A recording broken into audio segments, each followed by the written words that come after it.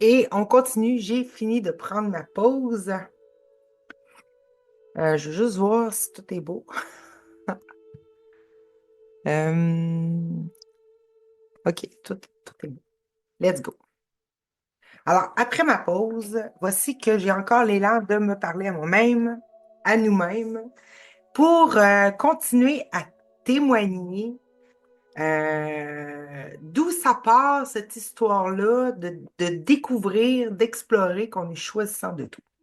Je parlais à la fin de mon autre vidéo que je ne sais même pas encore si je vais la mettre totalement parce que je me suis aperçue qu'elle faisait au-dessus d'une heure et trente, je crois. Ah, mon Dieu. Et c'est à peu près ça. Combien de temps Et qu'elle qu'il va faisait? pleuvoir mercredi. Ouais, au-dessus. Au-dessus d'une heure trente. Bon, ça parle de mercredi. D'ailleurs, la référence de la chose, ça vient justement du film de la famille Adam, mercredi, là. Tu sais, bon, c'est pour ça que c'est une référence à ça. Sûrement que l'Halloween n'était pas loin et c'est ça qui est venu d'un coup. Je sais pas pourquoi, mais je trouve ça le fun d'appeler ce qu'ils appellent le cours en miracle, l'ego et tout ça, l'histoire de la chose, là, avec une main qui est rattachée à rien. Je trouve que c'est un beau symbole. C'est- ces temps-ci aussi, je parlais de ça, de ce système-là de rapetissement de nous-mêmes pour toujours nous faire croire qu'on choisit rien finalement. Et je sais que c'est une demande très ancienne, hein, ça, de ne plus se voir comme étant choisissant de tout, de plus se voir comme étant créateur. Euh, je l'avais appelé aussi comme la cloche, l'alarme. L'alarme qui arrête pas de sonner, tout ce qu'elle fait, c'est faire du bruit. Elle fait juste du bruit, puis on écoute, ah, il y a quelque chose, il y a un problème, tu sais, là. Bon, je parlais de ça aussi comme ça, notamment cet été, sur le balcon, le perron de mon père. D'ailleurs, j'ai découvert les joies des petits animaux de forêt, la danse, les arbres et la solitude. Avec les petits Suisses, on appelle ça au Québec des petits Suisses. Je ne sais pas si je vais mettre une petite vidéo parce que j'ai eu la joie d'apprivoiser ces petites bêtes-là qui ressemblent à des petits écureuils, mais sont vraiment trop mignons. Elles sont zébrés un peu, là, et ils sont beaucoup plus petits. Et il venait manger des peanuts dans mes mains, des arachides. Et c'était vraiment le fun de voir les étapes de confiance, d'autoconfiance aussi, parce que, tu sais, ça peut être aussi apeurant pour moi, tu sais. Je sais pas, est-ce que ça mord, tu sais. Mais les étapes où on se fait confiance mutuellement et que, là, à la fin, ça grimpait sur moi, ça venait dans ma main, tu sais, là, bon, c'était vraiment chouette. J'ai vraiment aimé ça. Parce que c'est ça, chez mon père, j'étais en pleine forêt. C'était vraiment le fun. J'ai beaucoup aimé ça, habiter là deux mois et demi. Alors, pour revenir à mes poissons, à mes moutons, voilà, c'est que parce que je réfléchissais à ça. Je réfléchissais beaucoup à ça ces temps-ci. D'où m'était venu, comment ça va commencer dans ma conscience, cette ouverture-là à voir qu'on choisissait tout? Comment ça avait pris naissance, tu sais? Je me souviens, très, très jeune, j'étais un enfant très, très ouvert d'esprit. Mais très jeune, je me souviens, j'avais 4 5 ans, à un moment aussi que mes parents se disputaient parce qu'ils ont divorcé éventuellement, là. Et comme vu qu'il y avait comme une situation problématique extérieure qui me dérangeait, ça m'avait fait me mettre à l'intérieur, c'est-à-dire replier sur moi-même.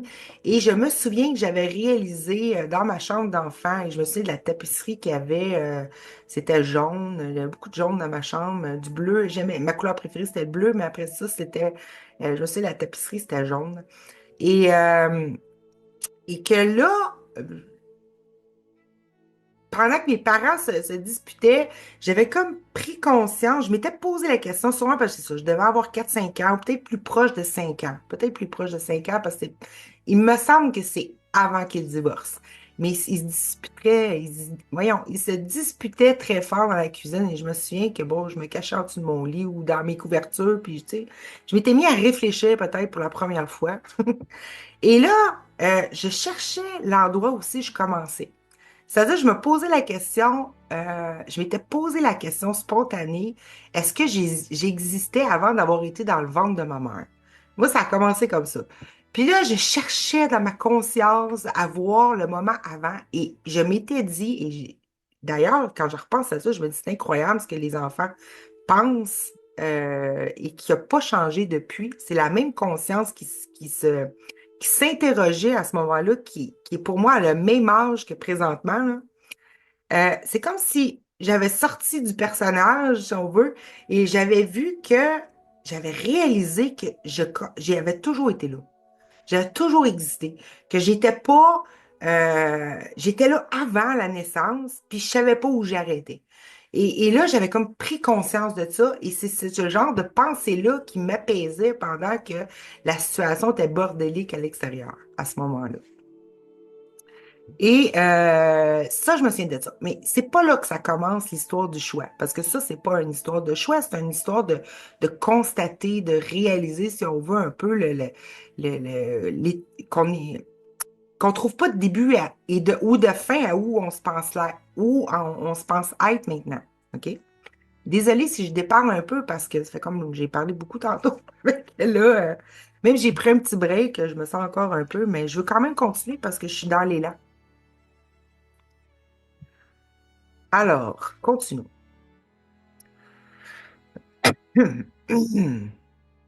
Voilà.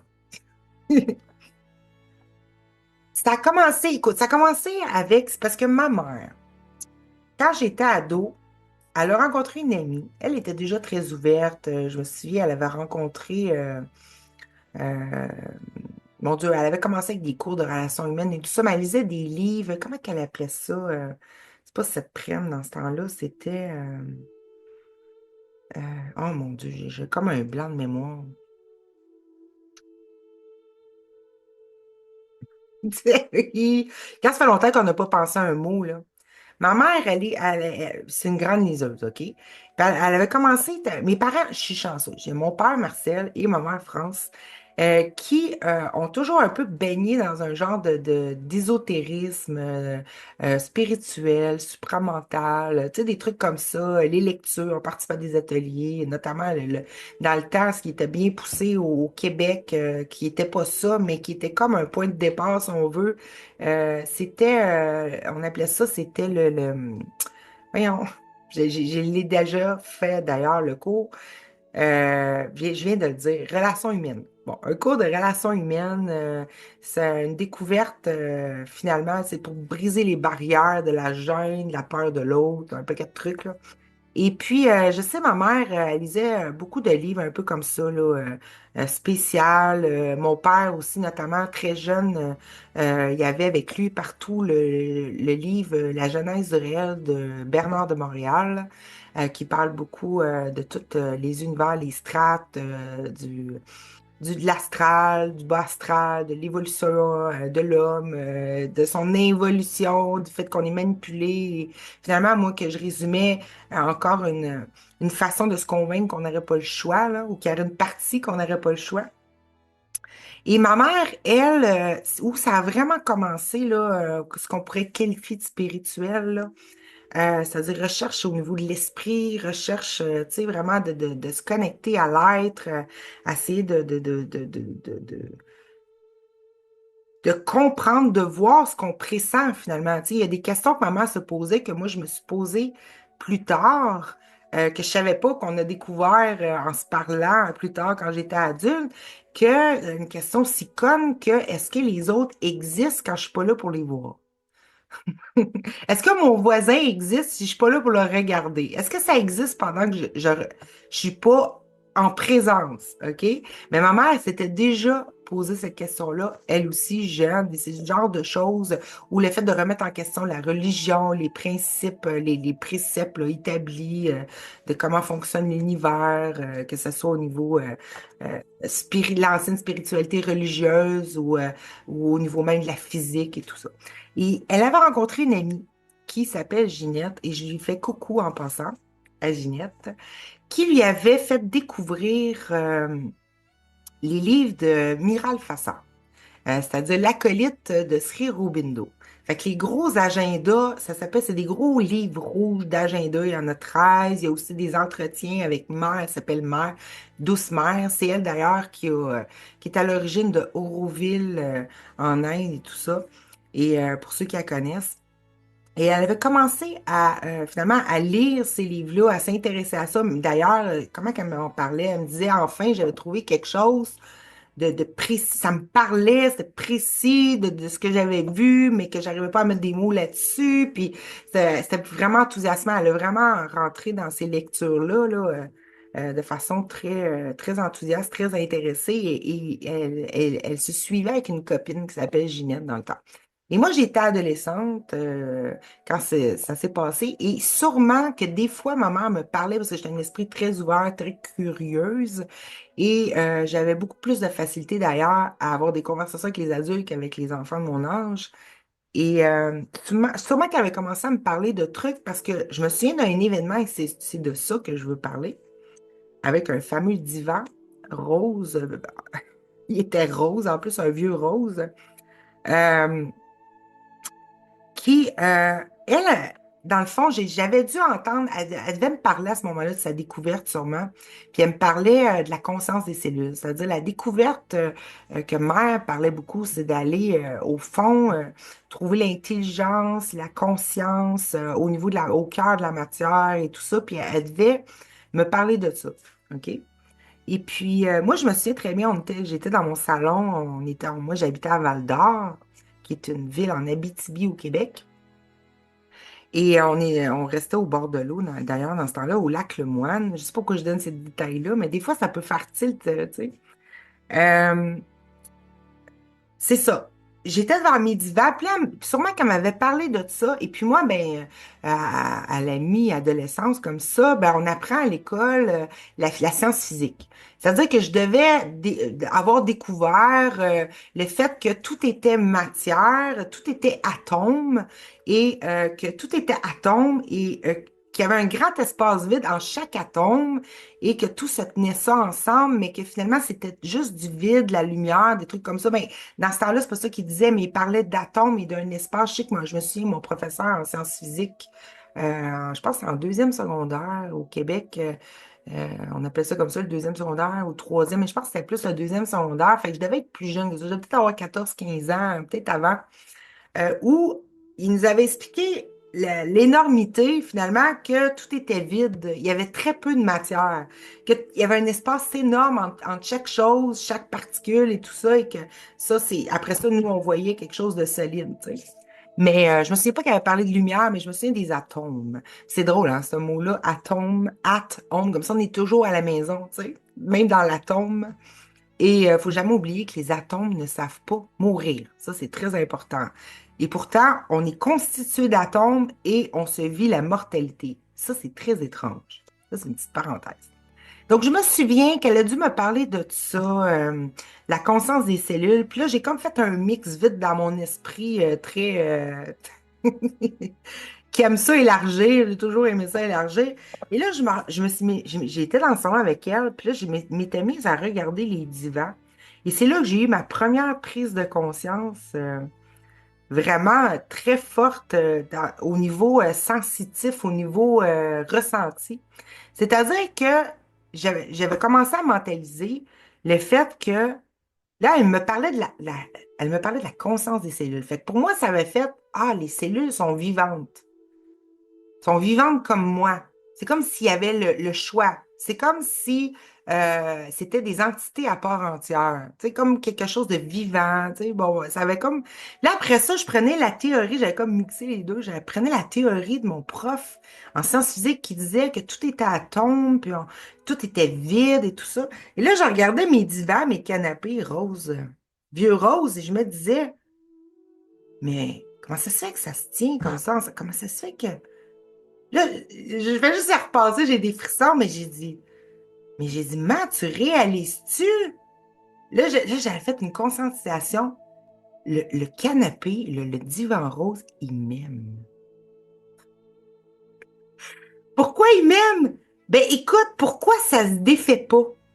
Je veux dire, pourquoi que les cellules, les atomes décident de garder la forme du canapé comme pour me servir à moi, comme pour, m- comme par amour pour moi? Pourquoi qu'ils décident pas d'être d'autres choses ou d'être un grand blob ou je sais-tu, pourquoi qu'ils décident pas je sais pas, moi, du feu ou peu importe, pourquoi ça reste là ensemble? C'est comme si j'avais fait le lien entre si les cellules et la matière, c'est vivant, c'est conscient, c'est l'intelligence, puis en même temps que pourquoi ça se tient ensemble et ça donne une forme qui me plaît, qui est utile, que je veux, que je choisis finalement, qui est un canapé pour m'asseoir dessus, pour pouvoir, tu sais, me reposer, être confortable, mais ça pourrait aussi bien décider d'autres choses. Puis c'est comme, ça paraît pas logique quand on le réalise pas, de l'expliquer, c'est difficile de rendre ce rendu-là de qu'est-ce qui se passe quand un éclair d'éclaircissement, on va le dire comme ça, là. Mais c'est ça que ça m'a fait. Je regardais les canapés, puis là, là, j'ai commencé à ressentir de l'amour. C'est comme si je me disais, waouh, non, mais ça nous aime, réalise. Puis tout ça, je me suis dit, elle n'avait pas réalisé, mais ça n'avait pas pris de temps. Ça s'est communiqué très vite, cette réalisation-là, de voir à quel point que ça pourrait faire autre chose, mais non, parce que je veux un divan, ben, le divan reste en forme parce que c'est vide. Même ça. Pourquoi ça se disperse pas comme ça, puis ça reste là, solide, pour moi, pour qu'on s'assoie dessus. Puis j'essaie de faire réaliser ça à maman, puis maintenant, elle a fini par le réaliser et à constater, à ressentir. Ah, mais oui, c'est vrai. Puis là, maman était très expressive, hein, c'était drôle. Ah, oh oui, eh ben oui, ça nous aime. Puis là, c'est comme si elle avait catché ça, tu sais. Puis là, moi aussi. Puis là, ben, c'est comme si on réalisait à ce moment-là, finalement, que parce qu'on choisissait d'avoir un divan, ben, les atomes restaient par amour assemblés ensemble pour donner ce fruit-là, ce produit-là, cet objet-là. Et ça, nécessairement, ça devait nous aimer parce que sinon, ça serait free for all. Ça serait, comme on dit ça serait le chaos. Mais non, ça restait là, puis ça restait solide pour nous parce que moi, j'avais vraiment pris au sérieux que tout était vide, que tout était séparé, mais que nous, on voyait un produit fini, mais que finalement, c'était, on pouvait passer notre main on aurait pu passer notre main à travers. Il y a tellement de vide dans la matière que c'est incroyable qu'on voit une forme solide devant nous, tu sais. En plus que ça se tient selon une forme, une couleur et tout ça. Et j'avais fait réaliser ça à ma mère et je l'avais réalisé moi-même juste avant. Grâce justement à ces lectures, sûrement qu'elle m'avait parlé de ça et moi, ça m'avait, wow, j'avais comme mixé la physique et finalement les dires de mère et ça m'a fait prendre une de mes premières grandes prises de conscience que ce qui était autour de nous, c'était un choix. C'était, je voyais vraiment que si les cellules, les atomes du divan, à quelque part, restaient pour me donner cet objet-là, il se dispersait pas, mais ça devait m'aimer. Sinon, ça changerait de forme. Comprends-tu? J'aurais rien sur quoi m'appuyer. Tu sais. Fait que c'est comme si je réalisais ça, cet amour-là. Et l'amour vient avec, ça choisit de nous aimer. Parce que ça pourrait bien faire ce que ça veut. Tu sais. Bon. Mais là, c'était la première prise de conscience. Mais après ça, je voyais aussi que finalement, c'est parce que je veux un divan. C'est comme, OK, je choisis moi d'avoir un divan et les cellules même, ils choisissent de choisir mon choix.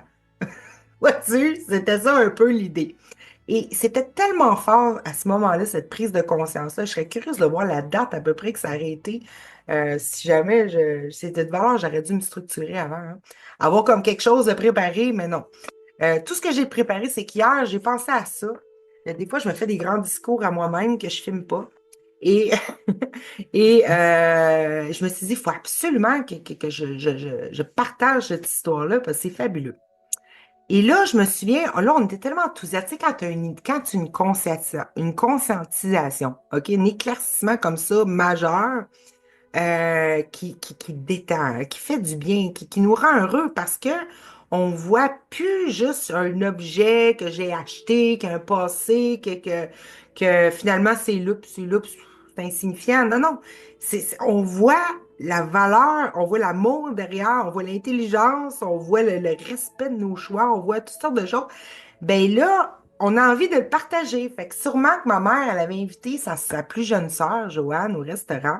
Je me souviens, le restaurant s'appelait Del. Ça, c'est le genre de souvenir vivant que tu oublies pas les petits détails, là, ou presque. Puis moi, je suis pas le genre à me souvenir facilement du passé, donc c'est merveilleux que je me souvienne de ça. C'est le restaurant Del, Del. C'est un restaurant qui avait des mets chinois là-dedans, les mets sucrés chinois, là, tu sais. Qu'on dit chinois, mais les Chinois mangent même pas ça en vérité, là. Ils mangent du poisson, mais bon. Et, tu sais, les aigles gros, je repasse à ça, c'était bon, hein. Bref, en tout cas. Et elle avait invité sa sœur, je sais, où ça a donné comme ça qu'on allait prendre un café. Ma mère, puis moi, puis la famille, on était des filles de restaurant. On aimait ça aller au restaurant, prendre un café, jaser là, plutôt que jaser à la maison. On aimait ça aller jaser là. Fait que je sais que ma tante était là, Joanne, sa plus jeune sœur. Je me souviens plus si c'était dans la spiritualité, je pense pas. Pas à cette époque-là, mais je sais qu'elle s'intéressait beaucoup aux extraterrestres. Elle aimait ça, ces trucs-là, là. Mais sinon, pas plus que ça. Et là, on avait réussi à faire réaliser ça à Joanne aussi, c'est-à-dire en remettant dans le contexte, en présentant l'idée que la matière, c'est des atomes, le vide. En plus, elle était du genre un peu scientifique, hein, tu sais. Fait qu'elle comprenait déjà ça. Puis après ça, avec l'idée qu'il y avait une intelligence, la conscience, une conscience, et tout ça dans les cellules, puis que maman elle lisait là-dessus. En tout cas, je sais pas par quel miracle, mais ma tante, elle a eu la même réalisation au restaurant. Et là, c'était trop drôle parce que elle était vraiment, elle l'a eu à fond, tellement qu'à un moment donné, elle s'est levée pour aller aux toilettes, pour aller à la salle de bain. Elle n'osait pas marcher sur le plancher, c'est-à-dire elle marchait sur le bout des pieds parce qu'elle avait peur de faire mal au plancher. Elle avait peur, elle avait peur de blesser le plancher, qui était conscient, qui l'aimait, qui se mettait en forme pour elle, tu sais. Fait que c'était à ce point-là, là. Tu sais, mais on voit encore après ça que c'est drôle, ça entraîne de la culpabilité, mais bref. Tu sais, elle avait tellement catché cet amour-là. Oh, wow! Tu sais, là, ça t'aime. Hey, non, mais là, je veux faire attention aux choses, là, ça m'aime. Puis, tu sais, quand tu rentres dans une réalisation, là, c'est fort. Mais ça a commencé comme ça. Fait que ça, c'est la première partie de mon histoire qui pour pouvoir témoigner d'où ça remonte, le début de réaliser que on est choisissant, mais aussi que qu'est-ce qu'on choisit nous choisit. OK? C'est une preuve flagrante, c'est une belle démonstration et c'est ça que j'avais envie de partager. Fait que ça, c'est la première partie de ça. Et moi puis ma mère, c'est sûr que j'ai été éloignée pendant un bon bout de temps parce que j'ai fait des études en Estrie, moi. Fait que j'ai quitté Val d'Or, puis bon, j'ai fait mes études fin des études secondaires parce que j'avais lâché l'école 2 ans, mais bref. Mais j'ai fait des études collégiales là et tout ça, et puis fait qu'on était un bon bout de temps qu'on était éloignés, moi puis elle, mais quand on se voyait, c'était tout le temps un retour là-dessus. De toute façon, on ne pouvait pas s'empêcher de parler toujours de nos découvertes intérieures. Ça, c'est automatique. Et ce qui était le fun aussi, c'est pendant longtemps, mon père, mon père Marcel, lui aussi, c'était quelqu'un qui aimait beaucoup discuter de ça et c'était vraiment spécial. J'étais vraiment choyée d'aller au restaurant avec mes deux parents qui s'entendaient très bien après le divorce et tout ça et qu'on parlait, on partait sur des sujets, toute la kit. Bon, on n'est pas toujours d'accord avec mon père, mais la plupart du temps, c'était très heureux et souvent, ça prenait cette tournure-là de parler de choses que personne ne parle finalement. Fait que j'ai été super choyée, c'est-à-dire je me suis choisi une famille finalement qui ne m'a pas limitée, que j'ai eu cette chance-là. J'ai eu cette chance-là. Faut que je le dise, c'est pas une chance, mais je suis bien contente de l'avoir eu. Et je sais qu'à un moment donné, mon père, il a tout envoyé foutre ça aussi. Parce que, puis j'avais compris pourquoi pour lui ça n'avait pas marché. J'avais essayé d'expliquer après, mais j'avais pas insisté. Mais lui, quand il était avec la jeunesse du réel, puis à quelque part, c'était un peu ça, l'idée d'être maître, d'être aux commandes de sa vie, derrière tout ça. Et qu'on est plus que des petites choses et qu'on peut arrêter de se laisser manipuler par la chose. Et puis lui, ben lui, il prenait ça comme finalement de plus se laisser, ça prenait le terme de bas astral dans ce temps-là, comme des entités qui se nourrissent de nos émotions négatives, tous ces trucs-là, là. Et à un moment donné, bon, il avait vécu beaucoup, beaucoup d'échecs, bang, bang, bang sur coup, et à un moment donné, il a tout envoyé paître, la philosophie, le métaphysique. Ah oui, c'est ça, il appelait ça la métaphysique, tout ça. Et là, je vais me concentrer et je vais faire. Un peu comme j'ai fait dernièrement pour pouvoir finalement me redonner un bien-être physique, commencer à marcher à fond, nourrir de façon extrêmement minutieuse, tu sais, bon.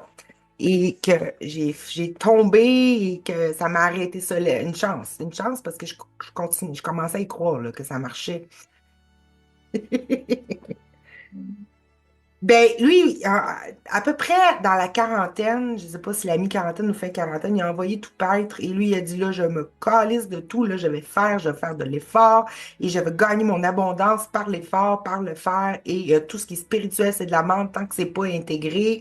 Et lui avait mis ça de côté. Mais moi, ma mère, non, euh, parce que, peut-être qu'on n'avait pas eu les mêmes échecs, malgré que oui, ma mère aussi, elle avait fait faillite, tout ça. En tout cas. Bref, c'est tout ça pour dire que on avait continué, mais c'est pas, pendant que j'étais éloignée d'elle, c'est pas là qui a été le plus fort. C'est quand, je pense en 2006, ma mère, elle a eu un problème d'épaule. Elle a eu, je regarde, j'ai commis un message. Elle a eu un problème d'épaule, elle a eu deux capsulés, elle a eu de la misère à bouger ses bras. Elle était plus capable quasiment de s'essuyer, elle était plus capable de lever, elle était plus capable de décoller ses épaules. Et j'étais venue l'aider, j'avais venu passer justement l'été avec elle pour l'aider à ce moment-là.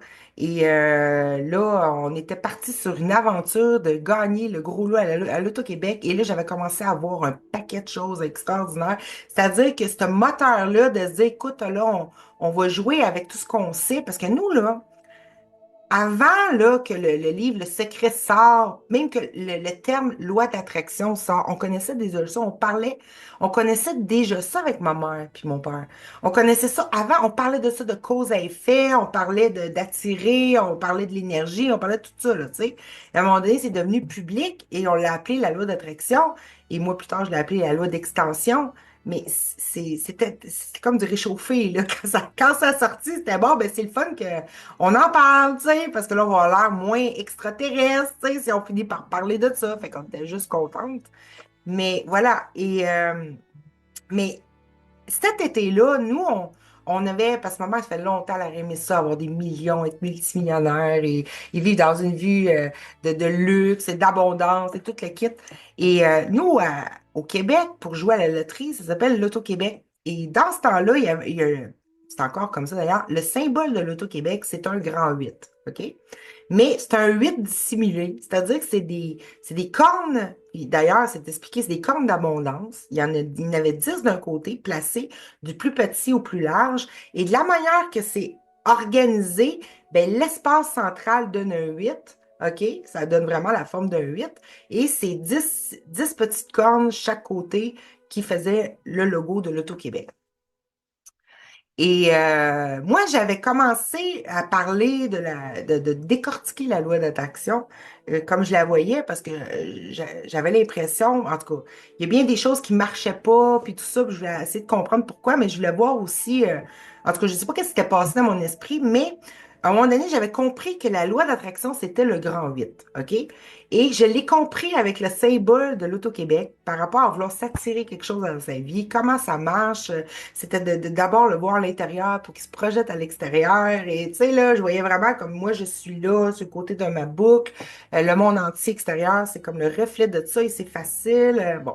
Et je l'avais vu dans le symbole, parce que là, ça faisait un bout que maman, ça fait longtemps qu'elle cherchait elle cherchait à gagner la loterie. J'ai comme embarqué dans sa game, c'est-à-dire je me suis joint avec elle dans un même désir pour pouvoir, oui, écoute, ça devrait être simple et facile. Voyons, je veux dire, c'est juste 6 numéros, 6 nombres. Voyons, juste le fait de demander ou de pas, même de pas demander, de décider de gagner, c'est la chose la plus simple qu'il n'y a pas, tu sais. Et pour moi, c'était intéressant parce que c'était en même temps pour prouver ce qui m'intéressait le plus intérieurement. C'était de prouver qu'il y a une façon d'œuvrer dans le monde ou comment je peux dire ça? C'était pour prouver que je pouvais influencer, créer, choisir sans passer par mon corps. Je m'explique. C'est-à-dire que pour faire advenir l'événement de gagner à la loto, On s'entend-tu que oui, OK, j'achète un billet, je fais un certain faire. Mais c'est pas moi, c'est pas mon corps physique qui va aller dans le boulier, qui va prendre les boules et qui va les placer. Et voici la combinaison gagnante. On s'entend? C'est comme à quelque part, c'est de prouver que le hasard n'existe pas, c'est de prouver aussi, de renverser l'idée de probabilité qui est une sur des millions et des millions. C'était de s'amener, de rendre vrai que c'est vrai qu'on est puissant, qu'on est choisissant. Et c'était ça l'idée derrière pour moi. Avant même de gagner l'argent pour faire quelque chose avec, moi, ce qui m'intéressait, fait que c'est pour ça que tout le long, pendant elle, au début, elle s'intéressait beaucoup plus à ça et à chercher des synchronicités qui lui montreraient la combinaison parfaite ou comment je peux dire ça, les signes où elle allait acheter le billet ou, tu sais, ben, elle cherchait ça. Moi, je regardais ça, je jouais avec elle, mais c'était toujours dans l'esprit de comprendre comment ça marche parce que je voulais pas juste gagner les millions, je voulais finalement des miracles, je voulais pouvoir guérir la souffrance dans le monde. Je voulais mettre fin à la souffrance, je voulais mettre fin à l'idée même de souffrance et tout tournait autour de ça dans mon esprit. Donc, je me servais de ça. Sauf que en jouant à ça avec elle, ça l'a amené un paquet d'autres prises de conscience. Ça l'a amené un paquet c'est comme ça qu'on s'apprenait que c'était vrai qu'on choisissait tout, que ça sur quoi on s'intéresse, les idées qu'on s'intéresse, c'est ça qu'on manifeste. Et finalement, c'est comme ça qu'on apprenait comment ça marche. Mais c'était comme, comment je peux dire ça? Ça se faisait par défaut, ça se faisait en dépit parce que, parce qu'on gagnait pas. Mais aussi parce que on essayait tout le temps de voir, mais comment ça se fait qu'on gagne pas? Tu sais, on comprenait pas. On était joyeuse, puis après ça, on a trouvé toutes sortes de raisons de pourquoi qu'on s'autorisait pas ça, puis bon, toutes sortes de choses, là. Mais c'était de voir le déroulé aussi de ça. Puis là, c'est là qu'on a commencé à remarquer, à force d'unir notre esprit dans un même but, même si ça avait l'air comme insignifiant, là, mais ça ne l'est pas, c'est qu'on a commencé à découvrir la puissance de notre esprit. La puissance, c'est comme si les films qui se créaient, les livres que ma mère achetait, les romans qu'elle lisait, tous les trucs qui se disaient, nous tourner autour tout le temps était un écho de tout ce qu'on parlait, de tout ce à quoi on s'intéressait. Et même des fois, c'était plus fort que ça. Les gens nous disaient, il me semble qu'on vous connaît. C'est comme, vous n'avez pas gagné déjà le loto. Tu sais, c'est comme ça nous disait même qu'on était déjà gagnant. Mais tu sais, what the fuck? Je veux dire, on parlait pas de ça, genre on veut gagner à la loto. Mais on a eu des trucs bizarres comme ça tu sais, qui sont arrivés. Et là, on commençait à oh, attends, là. Puis ça arrêtait pas de nous avertir qu'on était pour gagner, mais on gagnait jamais. On comprenait pas. Tu sais, Mais tout ça nous poussait dans un chemin intérieur. C'était divinement guidé quand je regarde ça après coup. C'est de toute beauté, tout ce qui a été vu à partir de là. Et bon, pour revenir à mon histoire, j'ai été avec elle, l'aider pour ses épaules, ses capsulites en 2006. Et là, c'est là qu'on avait découvert là. Et moi, quand ça avait fait tilt, vraiment, là, que j'ai décidé d'embarquer dans la game, c'est que moi, j'arrêtais pas de dire oui, oui, c'est une bonne affaire parce que c'est simple et facile. C'est la simplicité même. Gagner à la loto, c'est la simplicité même. J'arrêtais pas de me dire ça. Et là, à un moment donné, ma mère, elle aimait ça faire de la numérologie, c'est-à-dire de calculer la valeur des lettres et de voir les liens entre tout ce qu'on disait, les mots, l'expression de l'Auto-Québec, bon, ça donnait un 19-10. Elle aimait ça, calculer tout, puis c'est comme ça qu'elle voyait que tout était lié, relié et pas indépendant. Et à un moment donné, je me souviens, c'était un matin, il était encore couché, et ça me trottait dans la tête, et j'ai dit, tiens, je vais regarder pour le fun le mot simplicité. Et je commence à calculer les lettres. Moi, je n'étais pas bonne, fait que là, je calculais, là, tu sais, mais en gros, là, c'est-à-dire, je diminuais pas, je calculais, mettons, A1, puis Z26, OK? Fait que toute la vraie valeur. Et là, j'ai commencé à calculer le mot simplicité, et ça donnait 115. 115, 7. Diminuer, c'est 7, mais 115, un gros chiffre 115. Ah ouais, OK. Et là, j'étais comme poussée, check down pour le fun, parce que je savais que l'Auto-Québec, ça donnait c'était l'Auto-Québec, c'est ça. C'était en 6,49 qui donnait 19,10, c'est ça. Mais l'Auto-Québec, je savais que ça donnait un 43, mais je savais pas qu'est-ce que ça donnait en gros chiffres. Fait que là, je commence à calculer vraiment, là, tout additionner chacune des lettres, mais sans diminuer les chiffres. Et là, je vois apparaître sur mon papier, la fin de mon calcul, 115. C'est-à-dire la même valeur que le mot simplicité. Fait que là, j'avais l'Auto-Québec, une simplicité, et ce que je n'avais pas arrêté de me dire, tu sais, que c'était simple, c'est la simplicité même. Et là, c'est comme j'ai commencé à y croire que c'était possible qu'on puisse gagner. C'est là que j'ai commencé à y croire, qu'on pouvait le choisir. Vraiment, c'est quand j'ai vu cette espèce de... C'est con, là, mais de voir que 115 est l'Auto-Québec et que ça était venu par mon intuition, ben là, j'ai comme commencé à croire que c'était possible. Fait que ça va rester comme ça.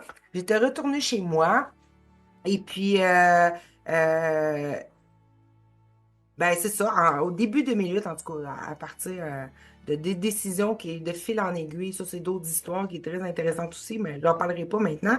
C'est que là, j'ai décidé de venir habiter en Gaspésie. À cette époque-là, j'avais mon chum Marc-André. Et là, on est venu s'installer en Gaspésie en février. Exactement. C'est quasiment la date du décès de ma mère, d'ailleurs. Février 2008.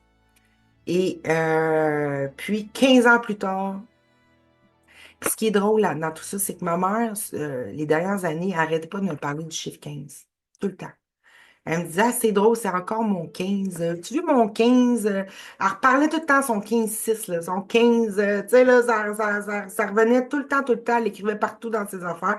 À chaque fois qu'elle voyait ça, elle voyait un 15. Là. Bon, c'est comme un peu en lien, là, mais faut pas faire de conclusion rapide là-dessus. Il faut juste observer ce qui se passe. Et pourquoi je l'explique vraiment à fond? Parce que toute cette... à vouloir un but commun, puis on a commencé à faire des projets parce qu'on se voyait multimillionnaire. Fait que là, on a commencé à penser qu'est-ce qu'on ferait avec nos millions. Et puis là, est venu sur le tapis le domaine de l'éternel présent avec un logo que j'ai fait. On avait l'idée de faire un restaurant. On aimait bien les trucs de restaurant. Donc, mais un genre de place où on est, ça s'est développé que on voulait faire une espèce de centre tu sais, sur un centre d'éveil, un centre de partage de tout ça, là, tu sais, mais dans le luxe, comme avec parce que moi, je chantais aussi, fait qu'on elle me voyait avec une scène, puis genre, je pouvais faire des spectacles au public en même temps, tu sais, genre, une place pour, c'est comme un domaine, mais tu sais, avec un peu comme une auberge, là, tu sais, là, que t'as des chambres, t'as un lieu culturel, une place pour te détendre, une petite scène. Puis moi, je tenais absolument à ma piscine intérieure aussi. Ma grosse piscine intérieure qui avait l'air d'un paradis terrestre. Et là, je trouvais plein d'images là-dessus, tout ça. Mais autour de ça, il s'est présenté un nombre que je remets souvent sur le tapis, que j'ai beaucoup partagé, c'est le nombre 181 que j'avais vu en premier, justement dans le symbole de l'Auto-Québec. C'est-à-dire les 10 cornes d'abondance qui forment par défaut le grand 8, qui explique, qui était le début de commencer à voir comment tout s'est mis en forme à partir d'un esprit vaste et absolu, comment la forme est devenue possible. Ben, il y avait ce fameux euh, 10 d'un côté, 10 de l'autre, puis 8 au centre. Et 10, c'est quoi? C'est un. Tu sais, c'est le fameux un. Puis à un moment donné, je ne sais pas pourquoi, mais il est venu sur le tapis le 181. C'est-à-dire le 1, 8, 1. Et j'avais calculé pourquoi que c'est devenu puissant dans mon esprit, cette histoire-là, c'est que ça avait commencé.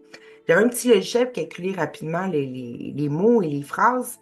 Et j'avais écrit, parce que moi, je voyais le un c'est comme un, c'est uni vers l'infini, c'est comme le fameux univers, OK? Le univers qu'on dit là maintenant, tout le monde, là.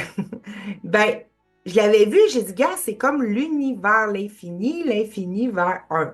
OK? Et là, j'ai dit, crime, l'Auto-Québec est en train de nous enseigner le symbole de l'abondance, de la simplicité, de la facilité, est en train de nous enseigner quelque chose juste par cette image-là. Et là, j'avais vu le 181. Et pourquoi c'est devenu si fort et qu'après ça a déboulé, j'ai commencé à calculer. Et c'est comme si ce nombre-là est devenu mon guide pour, pas pour gagner les millions finalement, OK? Ou peut-être, on ne sait pas encore. Hein. Il n'y a jamais rien de close, il n'y a jamais rien de terminé, là. Mais c'est que c'est venu mon guide pour m'aider à donner de la valeur à ce que j'apprenais, aux idées, aux clartés et tout ça. Et là, Pourquoi c'est devenu fort? C'est parce que j'avais écrit dans mon logiciel de calcul univers l'infini. Je l'avais écrit et ça donnait exactement 181. OK? Et là, c'était parti mon kiki. À partir de là, hey, là, j'étais rendue tu sais, il y en a qui canalisent Cryon et compagnie, là, mais moi, je canalisais le nombre 181.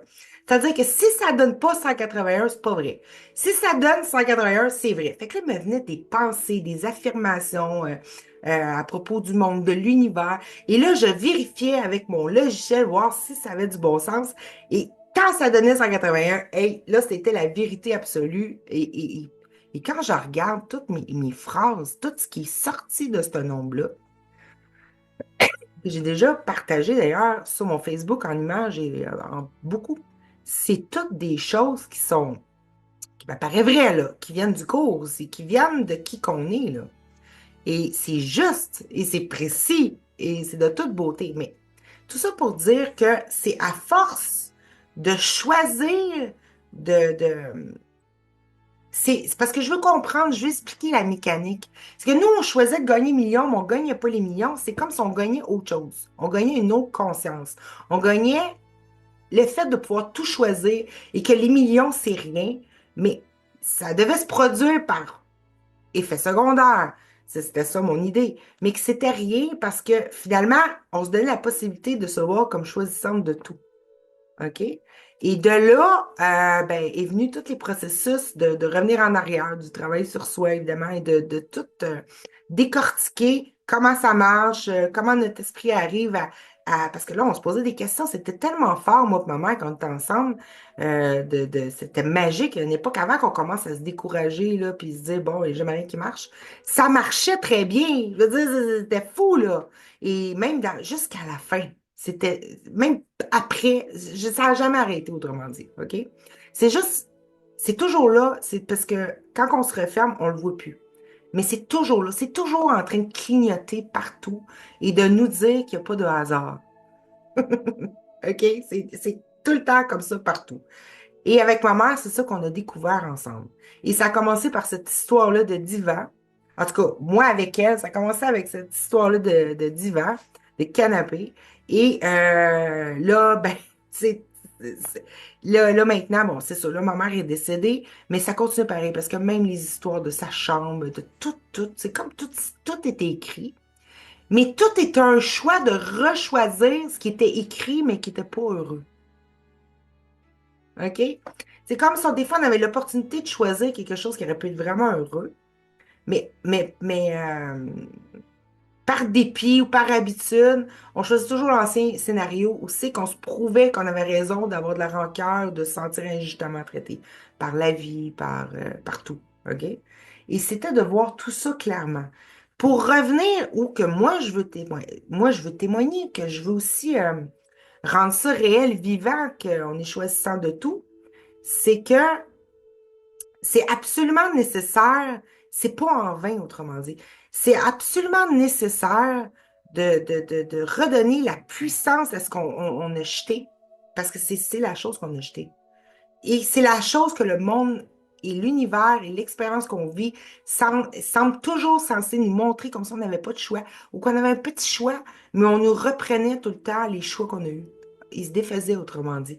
Et, j'ai vu que pour renverser la vapeur de tout ça, vraiment, euh, il fallait absolument tomber en amour avec cette idée-là, de choisir tout, avant même de le voir, avant même, et de se dire un peu comment ça fonctionne, les synchronicités, tout tout ce qui se passe, qui est bizarre puis qui s'explique pas, OK?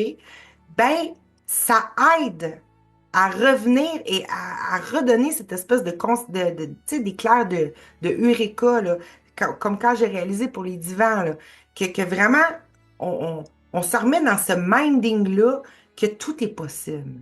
Et c'est là, on dirait que c'est puissant. C'est là que les choses basculent. C'est là que les vrais choix qui peuvent vraiment faire une différence, c'est là que ça se produit.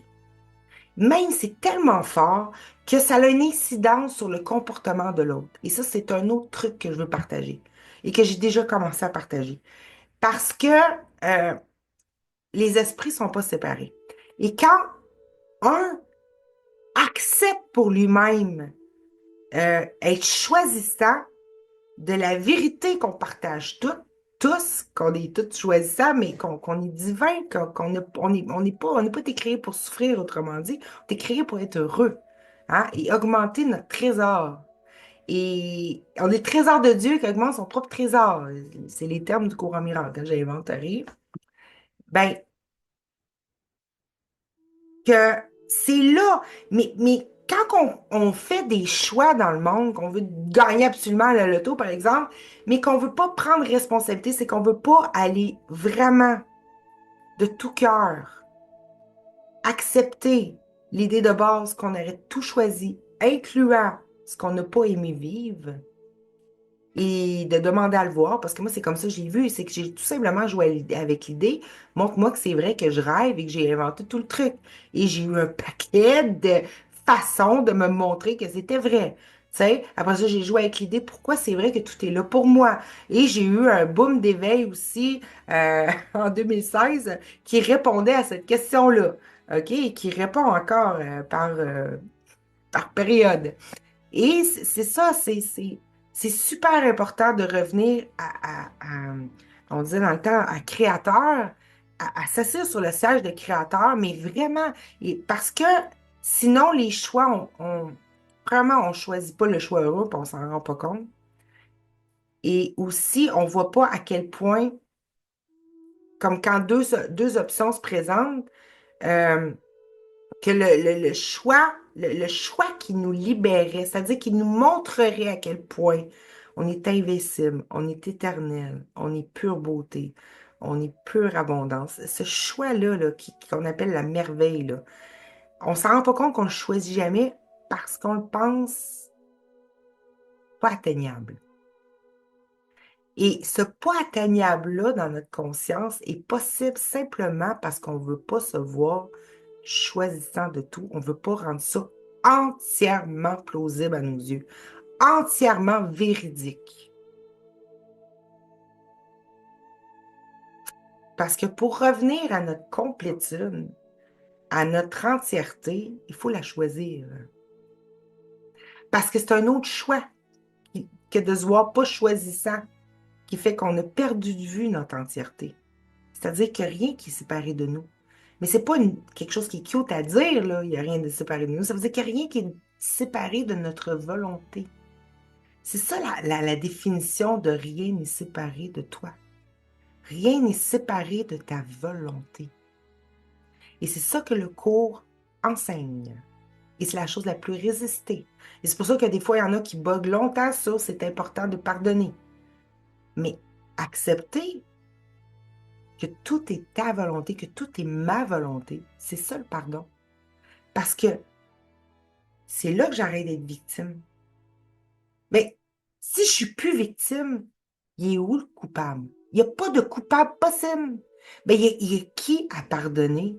Sauf d'avoir pris une décision qui n'était pas judicieuse que de me faire croire que je pouvais être victime et que je pouvais souffrir de quelque chose, d'un manque, d'une perte, d'un décès, d'une douleur, d'un amour qui ne s'est jamais produit. Comment? C'est ça le pardon. C'est d'accepter des choisissants de tout. C'est d'accepter que rien n'a été contre ma volonté. Que tout était rêve, mise en scène par défaut à partir d'une idée folle qui est est-ce que je pourrais manquer de quelque chose, que ça pourrait être possible de perdre Dieu ou je sais pas, quelque chose du genre, de ce goût-là, là, de perdre l'amour infini. Et puis là, à partir de là, on s'est senti victime de notre propre idée et on s'est jugé de l'avoir. Et tout ça s'est mis en scène. Mais si c'est ça, se pardonner, c'est d'accepter, c'est renoncer à être victime. Puis comment qu'on arrive à renoncer à être victime? Parce qu'on peut se le dire 100 ans, je renonce à être victime, je renonce, ça donne rien. Non, c'est d'accepter, c'est d'accueillir, d'admettre. C'est plus admettre que d'accueillir, c'est déjà là, c'est déjà fait, c'est déjà vrai. Admettre qu'on choisissait tout depuis le début. Et quand on n'est pas certain, on demande à le voir. Quand on commande à le voir, c'est comme un festival de preuves. aussi. OK? De toutes les façons possibles. Et à un moment donné, c'est too much, on referme le truc, on se dit, ben écoute, wow, ça implique, tu sais, mais après ça, on le réouvre parce que c'est beaucoup plus joyeux d'être choisissant de tout parce qu'il y a juste là la rédemption, il y a juste là la libération. La liberté est là. Elle peut pas être dans victime. Victime, il faut que j'attende que quelque chose se produise qui m'arrive selon le bon vouloir de Dieu, la vie, je sais pas. Et j'ai pas le choix d'avoir peur. J'ai pas le choix de me retenir d'aimer parce que je suis sur mes gardes, parce que je choisis rien ou peu. Tu sais? Mais la grande libération, la grande délivrance, OK, le retour à la liberté, c'est d'admettre qu'on était choisissant de tout. Mais on peut utiliser aussi le mot rêveur de tout depuis le début. Même d'envisager cette idée-là, de vouloir que ça soit vrai et de voir le réel espoir qu'il y a là-dedans. Je veux dire, aucun espoir existe si c'est pas vrai, ça. À moins qu'il y ait un Dieu bienveillant qui finalement me sauverait de ma propre création. Mais là, encore là, s'il vient me sauver puis que ça vient pas de moi, ma création, c'est comme s'il dirait, écoute, je t'ai fait souffrir pendant 4 milliards d'années et là, ben, je te délivre. Mais ça fait quoi de Dieu, ça? Ça fait qu'il était cruel pendant 4 milliards d'années puis là, il me sauve. Ben, il peut pas faire ça. Ce serait comme nier la vérité de qui il est. Il faut que ça vienne de nous depuis le début. Il faut que ça soit non pas un péché, mais une erreur de s'être cru souffrir, tout simplement. De s'être cru être abandonné par un amour éternel. Et d'avoir envisagé l'idée, et après ça, on se dit, oh, qu'est-ce qui se passe? Voici qu'est-ce qui se passe si Dieu n'est plus là. Si l'amour est fini, si l'abondance est finie, si tu sais, si quelque chose manque, voici ce qui se passe. Et c'est le déroulé de tout ça, nos vies. Et, mais c'est quoi la solution? C'est ce qu'il nous dit tout le long du livre. Il dit même que l'ego, la chose, tan, tan, tan, tan, tu sais, le fameux ta-da-da-da. Bref, arrête pas de nous dire, non, t'es abandonné, tu vaux pas grand-chose, tu choisis rien, regarde que tu choisis rien. Et nos élans, toujours, c'est de se dire, non, je choisis, c'est quoi? Tout le monde. C'est parce que qu'est-ce qui nous rend malheureux? C'est pas que nos choix se produisent pas, c'est de se donner des preuves qu'on est impuissant. C'est ça que je disais aussi dans ma dernière vidéo audio. C'est comme si on n'arrête pas de se donner. C'est quoi qui fait souffrir tout le temps? C'est qu'on se sente impuissant. Hein? Impuissant à sauver ma mère, impuissant à réussir ma vie, à être amoureuse, à avoir un beau corps, ou peu importe. On se sent impuissant à réaliser nos rêves, à réaliser. Mais on peut pas être puissant à les réaliser si on les choisit. Je veux dire, on les choisit, mais si on se rend pas compte que tout ce qu'on n'a pas aimé aussi a été choisi et que ça peut être différent. Et dans le pas aimé est inclus aussi l'idée de pas avoir eu, de pas aimer l'absence de ce qu'on n'a pas eu. Tu sais?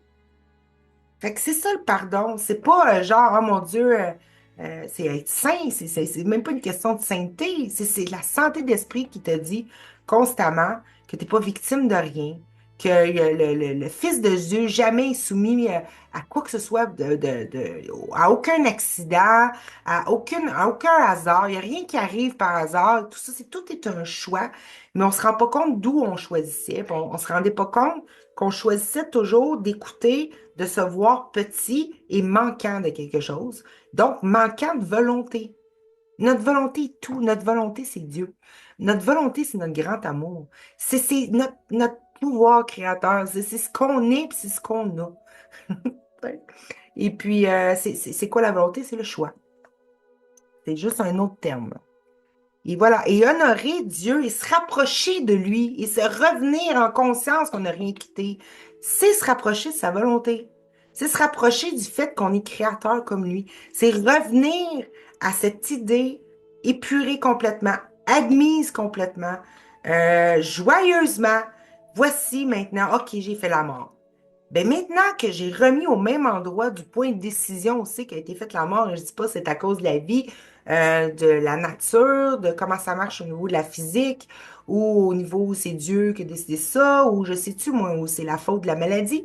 Si je ramène au point central, là où a été prise la décision qui n'était pas heureuse, et que je veux bien accepter que j'ai fait cette chose que je n'aime pas, c'est là qu'il y a un espoir de résolution, c'est là que je peux rechoisir à nouveau. OK? Si je ne peux pas rechoisir à nouveau là-bas. Il faut que je la rechoisisse ou j'ai pris la décision. Mais pour ça, il faut que j'admette, que j'accepte que je suis puissante, que je l'ai prise, cette décision-là. Parce que sinon, je ne peux pas unir la, la décision, le nouveau choix, avec la puissance d'où est venue la première décision. Faut que ça soit ensemble. Autrement dit, il faut que j'aie le levier.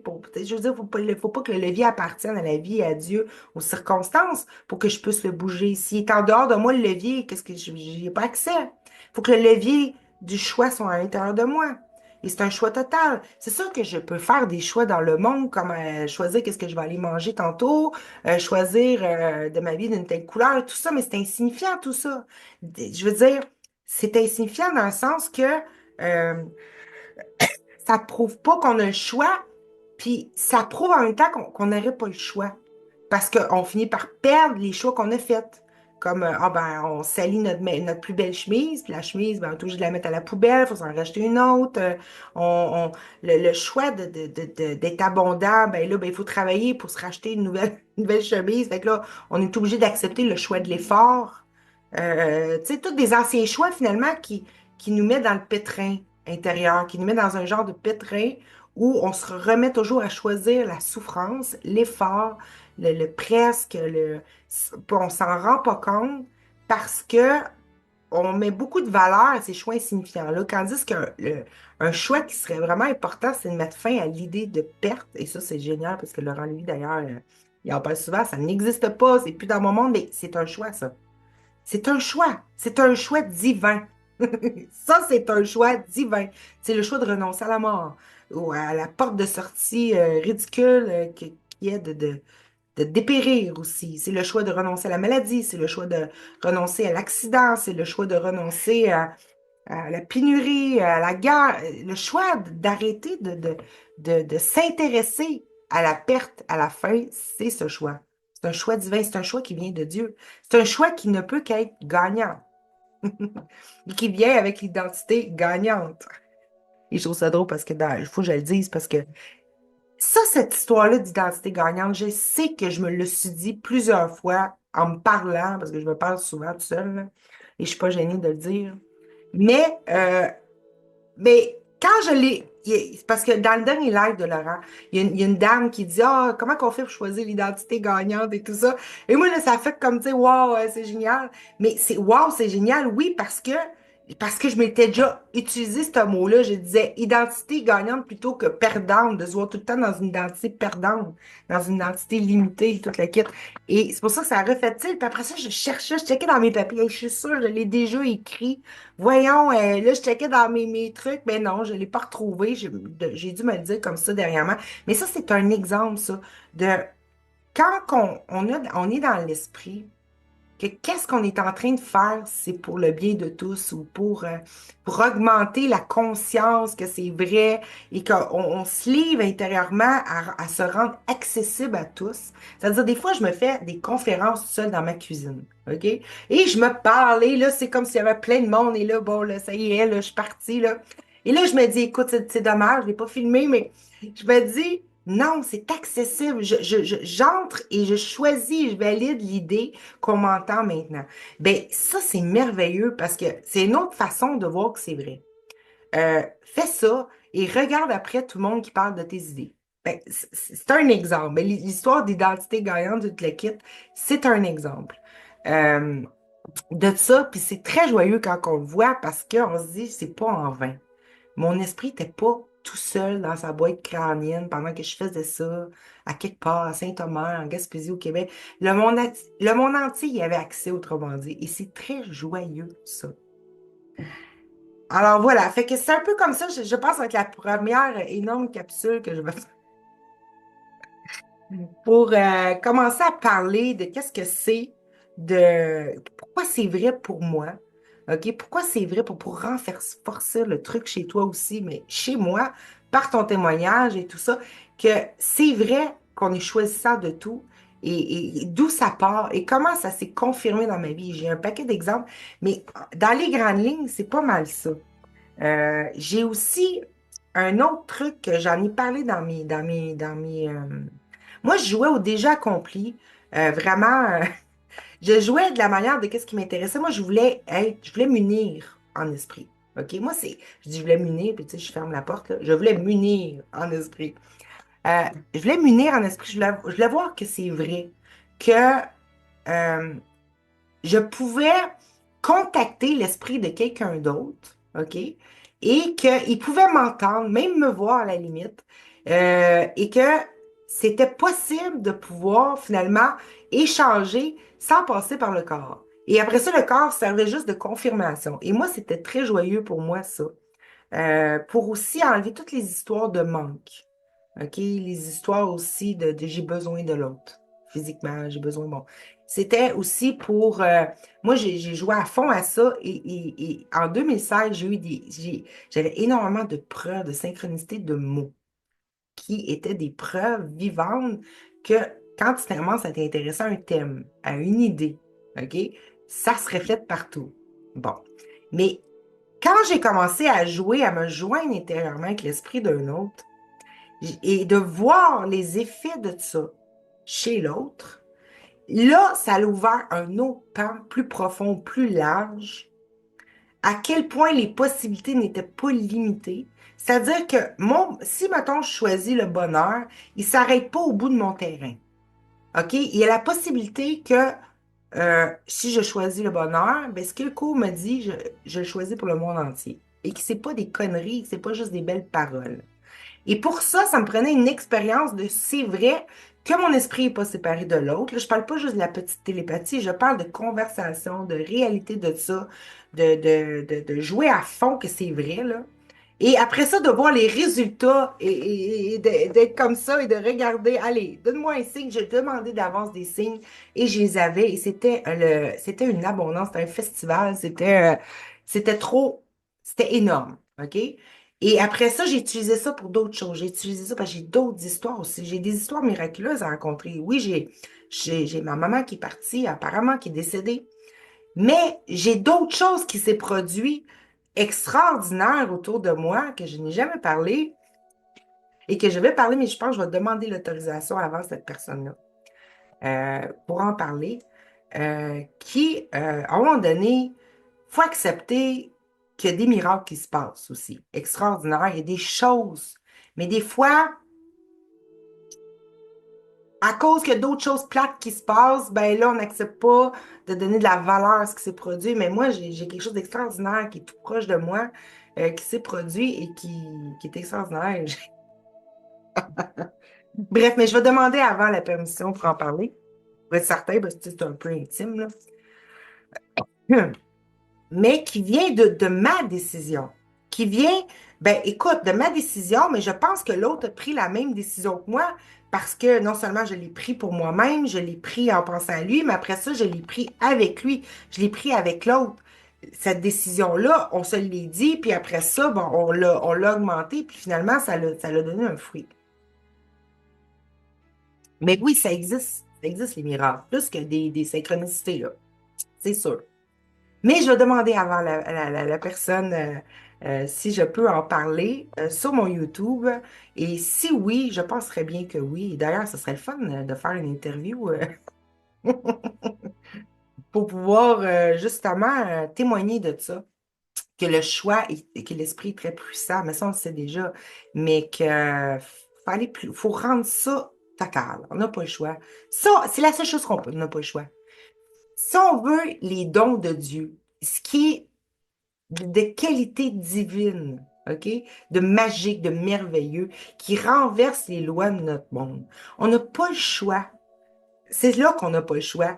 On n'a pas le choix de se mettre, d'assumer le divin en nous, le rôle de créateur, le rôle de choisissant total. On n'a pas le choix.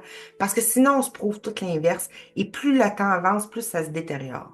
Et il faut, pour vraiment renverser le truc et arrêter de choisir la chose qui fait juste euh, il faut revenir là, vraiment dans son cœur et se donner la force ensemble, peu importe qui m'écoute, là, la force ensemble de donner la plus grande valeur à tout, à se voir choisissant, mais d'absolument tout. Et là-dedans, je suis capable maintenant de dire, et pas avec des larmes, et pas avec du regret, et pas avec quoi que ce soit, que j'ai choisi la mort de ma mère. Je suis capable parce que j'ai vu d'où ça venait. J'ai compris comment je choisis ma propre mort, comment je choisis cette possibilité-là qui n'est pas heureuse, qui n'est pas digne de nous, qui représente pas la vie, qui représente pas ce que l'amour se donne à vivre. OK? Et là, ce qui est heureux derrière ça, c'est que depuis que je suis capable de dire ça, et il y en a qui vont trouver ça affreux, là, c'est un scandale, mais non. C'est pas que j'ai voulu la mort de ma mère. C'est que je suis responsable de ce que j'ai vécu. OK? Que j'ai fait un choix en amont qui autorisait ça, qui validait ça.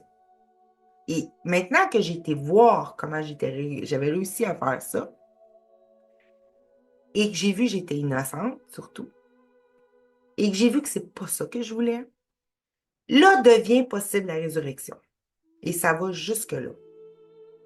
C'est que là devient possible la réalité, ou comme en parle Laurent, la ligne de réalité. Je sais pas pourquoi je la garde par là quand je dis ça. La ligne de réalité de où que les lois du monde sont renversées. Ou que mourir, c'est-à-dire avoir peur, voir des preuves qu'on est périssable, des preuves qui sont fausses selon tout ce que le message du cours me dit et que j'ai toujours su vrai dans mon cœur et que Mère Miral Fassa parlait, Sri Aurobindo, tout leur travail, c'est ça, c'est pour témoigner de ça, pour rendre ça réel, pour rendre ça vivant, pour qu'on se réveille. On se réveille de quoi? On se réveille pas à l'absolu, au vaste et au vide, on se réveille au rêve heureux, au rêve de l'abondance massive. Un autre terme qu'utilise Laurent, mais que moi aussi euh, j'utilisais le même terme. Moi aussi, c'est le jackpot à l'infini, là. OK? C'est ça, on se réveille maintenant qu'on sait qu'on choisissait tout. Bon, au début, c'est pas une super bonne nouvelle parce qu'on pense qu'on s'est blessé, on pense qu'on a fait du tort, mais non, on n'a rien fait. C'est là que le coup arrive comme un gilet de sauvetage, de dire, fais-toi-en pas, ma chérie, tu t'es pas défait, tu t'es pas changé, tu t'es pas rapetissé, tu t'es pas trucidé, tu t'es pas fait de mal à l'autre, finalement. On s'est pas fait mal parce que quand tu vas voir que la conséquence de cette décision euh, nounoun qu'on a pris, tu sais, mais bon, en dépit, par défaut, parce on sait pas, on a, c'est par amour. Je pourrais le décortiquer, mais ça donne à rien. C'est là que le cours vient comme une bouée de sauvetage pour qu'on se pardonne, c'est-à-dire qu'on arrête de se flageller de nos choix. OK? Que ce soit qu'on pense qu'on choisissait pas tout ou qu'on choisit tout, peu importe, on est toujours en train de se flageller de quelque chose, de nos choix et tout ça. C'est là qu'il nous dit, toute la mort, tout ça, moi je nous le dis dans nos vidéos, c'était finalement qu'on s'est retenu d'aimer et que c'est tellement pénible de plus être l'amour qui rayonne à l'infini, qui crée à n'en plus finir, que tout ce qu'on voulait, c'est arrêter d'exister. On voulait arrêter de faire exister cette idée d'absence d'amour. C'est ça les problèmes. On essaye de régler une absence d'amour, une absence d'être complètement comblée. C'est aussi con que ça. Et là, on est innocent là-dedans. On, on voulait juste réparer le pot cassé, mais on peut pas, plus tu le répares, plus qu'il y a des fissures, plus ça marche pas. OK? Et là, la façon d'abandonner et de s'en remettre au divin en nous, c'est de faire comme Dieu. C'est d'accepter d'être le Dieu de notre univers, d'accepter d'être cette conscience, cet être, cette existence qui a généré ça de par son choix, de par sa demande, de par une erreur pour se déculpabiliser, de par une faute d'inattention, de par un clignement d'yeux, peu importe. Et on a commencé à s'obscurcir notre réalité divine, bienveillante, absolue en faisant ça. Et là, on est dans l'obscurité et on se cogne partout sur les murs, parce qu'on voit rien, parce qu'on voit plus la vérité, parce qu'on voit finalement l'absence de vérité, tu sais, l'absence de tout le temps quelque chose. Et à force de dire c'est pas de ma faute, c'est pas de ma faute, ben on se rend pas compte qu'il y a une switch, qu'il y a une lumière qu'on peut l'allumer au fond de la pièce, ou même pas au fond, elle est juste au bout de mon doigt. Une lumière. Une lumière qu'on peut allumer qui ferait qu'on verrait tout, qu'on arrêterait de se cogner partout. Tu sais, qu'on arrêterait de se faire souffrir pour rien. C'est ça. C'est une analogie pour voir à quel point c'est simple et facile. Parce que, mais la switch, la lumière là, qu'on allume, c'est la lumière de l'admission qu'on choisissait tout. Parce que ça vient déclarer qu'on est ce qu'on est toujours. Ça vient déclarer que le manque n'est pas possible. C'est créateur. Le manque n'est pas possible.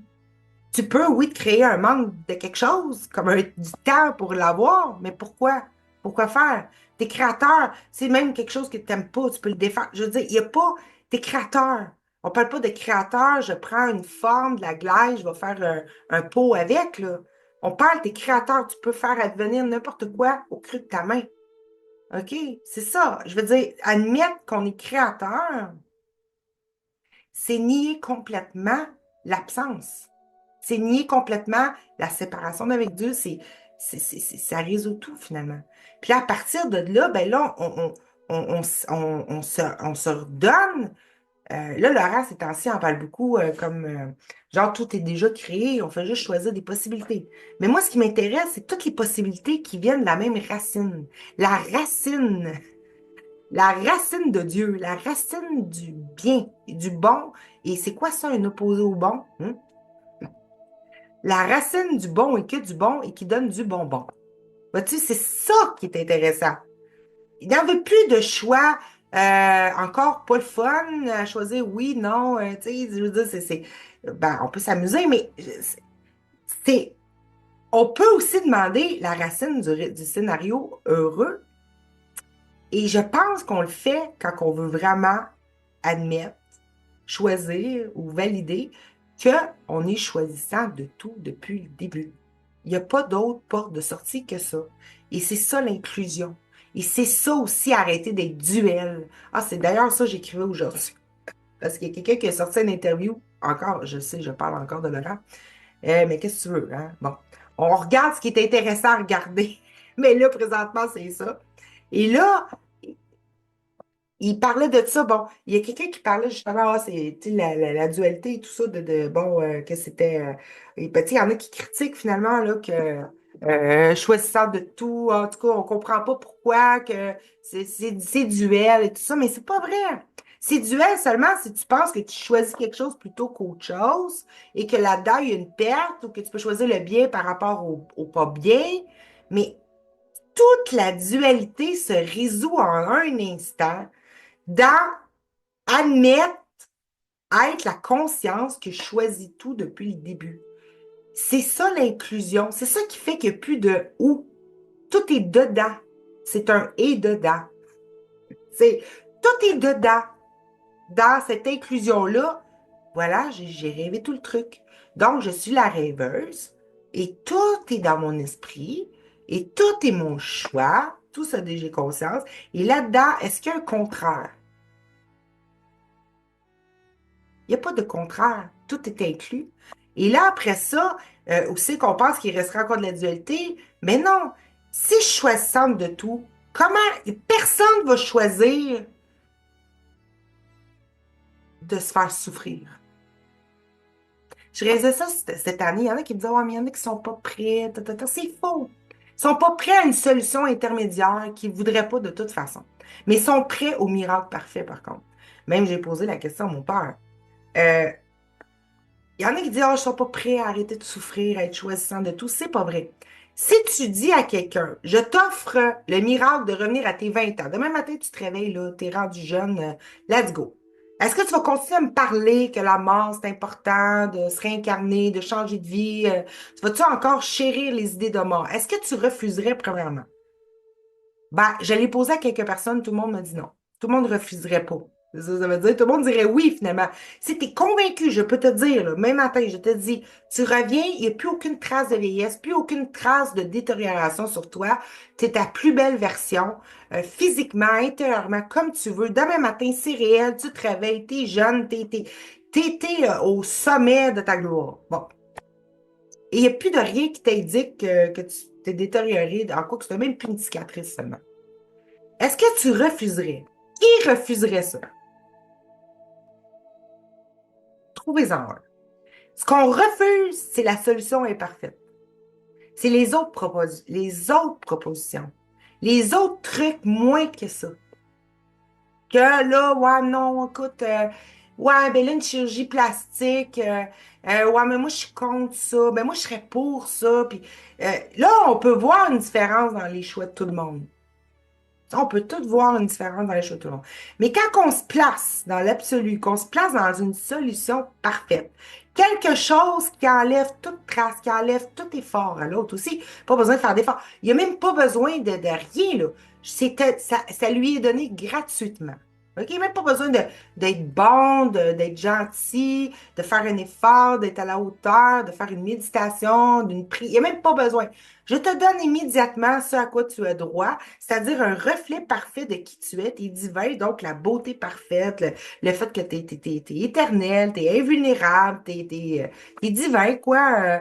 T'es la merveille, mais formé, délimité. Une vision de toi-même en perception, mais qui représente qui tu es réellement.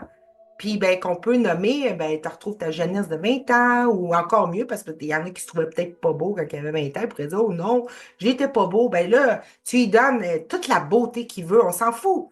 Tout le monde va accepter la solution parfaite, c'est la solution qu'il pourrait aimer de tout cœur.